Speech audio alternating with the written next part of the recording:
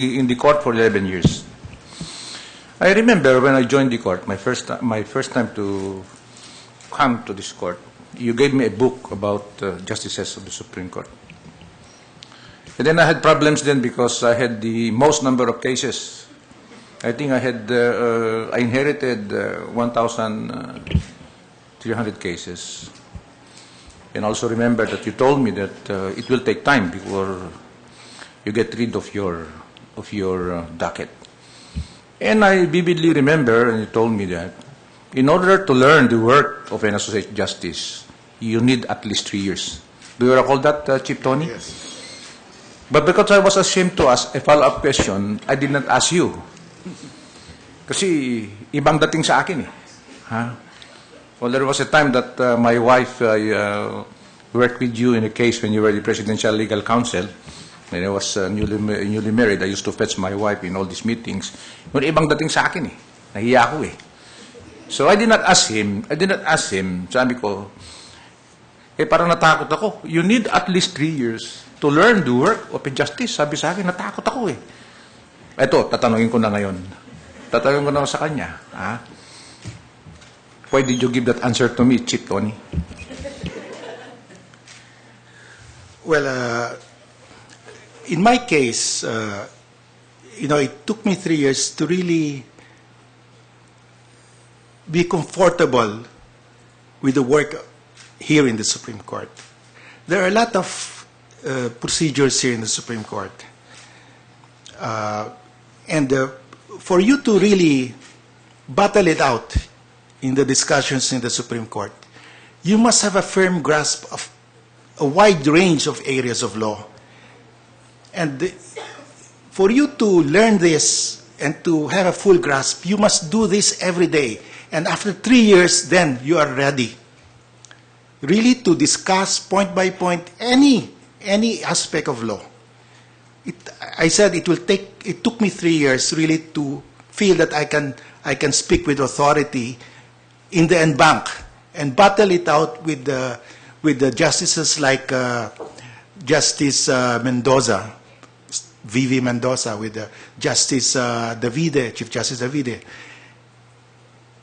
And that's the reason why I said it takes 3 years, really. What about, because you are vying for the position of Chief Justice, you need 3 years to learn the work of an associate justice. How many years do you need to learn the work of a Chief Justice? That's why I did not join the nomination, because this is only my 4th year. So I want to ask him, how many years do you need to learn the work of a Chief Justice? Well, I think to hit the ground running, you must know immediately the problems of the judiciary. And to know the problems of the judiciary, you have to observe it for a length of time. There are so many problems in the judiciary. That's why people are complaining about clogged dockets, alleged corruption in the judiciary, lack of infrastructure. And we have to address this. And it took me some time, really, to find out these problems. Right now, for example, I just talked with our people in the Office of the Halls of Justice. They have problems of paying on time. Utilities in the provinces, they're unable to pay on time electricity bills, telephone bills, water bills of courthouses, of halls of justice. So I told them, look, you get the list, get the bank accounts of all these utility companies, and we deposit the check here in the land bank. And we just tell them the check is deposited already in your account here in the land bank. Right now, what we do, all the courts, the clerks of court will send the bills to Manila. We process it here, we prepare the check, we mail the check, and along the way, the checks get lost. When we can all the time just deposit it here. And there are so many problems like that. And you will remember that in the en banc, we always agonize because we always dismiss clerks of court who run away with cash collections. And it happens all of the time, all this year. So I called up the OCA the other day, and I told them, I want this is a simple problem. I visited other judiciaries abroad, and I asked them the same question. How do you safeguard the funds of the judiciary, the filing fees, when they are paid to your clerks of court or cashiers? Said, we don't have that problem. Why? We require them to pay the bank directly or to pay us in check. So there's no leakage. And that's what I told the OCA, to prepare a circular that I will sign requiring all clerks of court not to accept cash anymore, to accept checks. And if there is no checks, the filing fees will be paid to land bank branch. And most of the municipalities, municipal halls where the courtrooms are located, are just across land bank branches. And so the land bank has given us a list of all their branches nationwide, which are located beside courthouses. And so the clerks of court cannot complain anymore that the litigants have a hard time preparing the check. They don't have checking accounts, or they cannot. They only have cash. Well, if they have cash, they can go right across the street where the land bank branch is located. And we can just do away with all of this revenue leakage. Now, all of this takes time to understand. And it took me a long time to understand this problem. Another thing, no?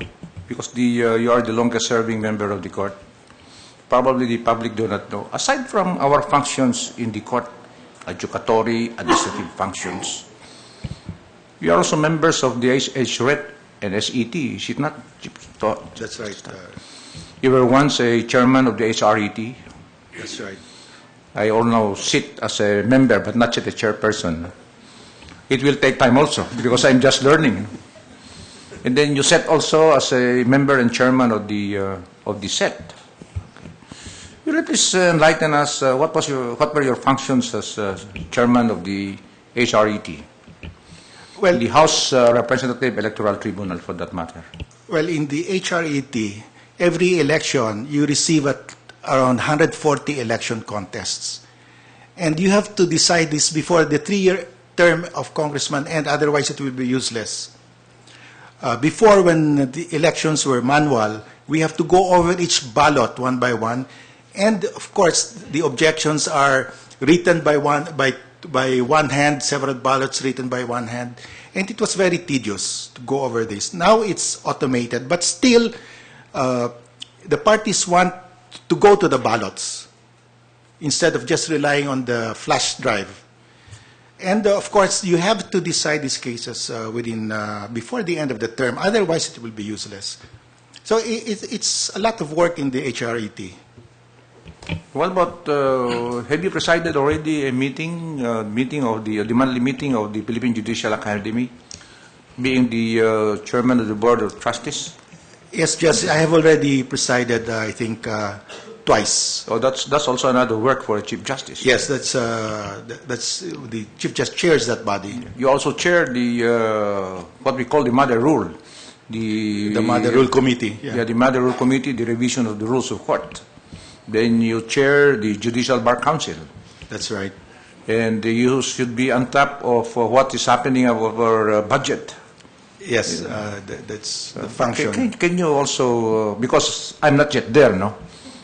I'm not yet there. I do not know. These are the only important committees that I remember. Are there other committees that you chair where you have to pay special attention?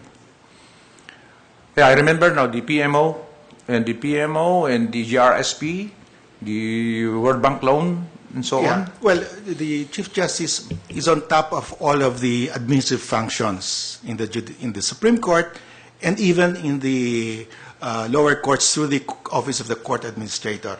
The OCA Administrator reports directly to the Chief Justice, and a lot of the problems are in the trial courts, and a lot of administrative work. When I sat down as acting chief, 90% of the papers that I sign are on travel authority.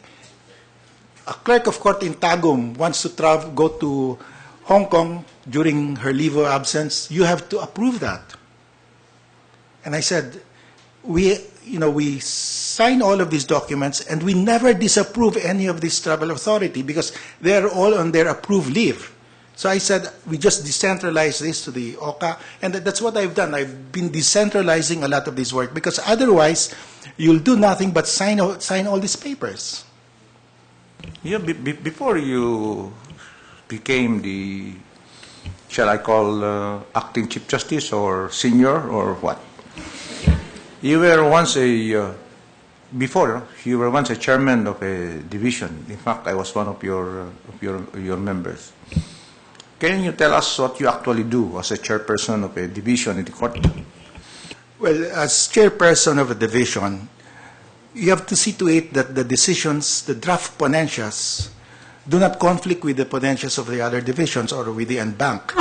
That's your primary function as chair.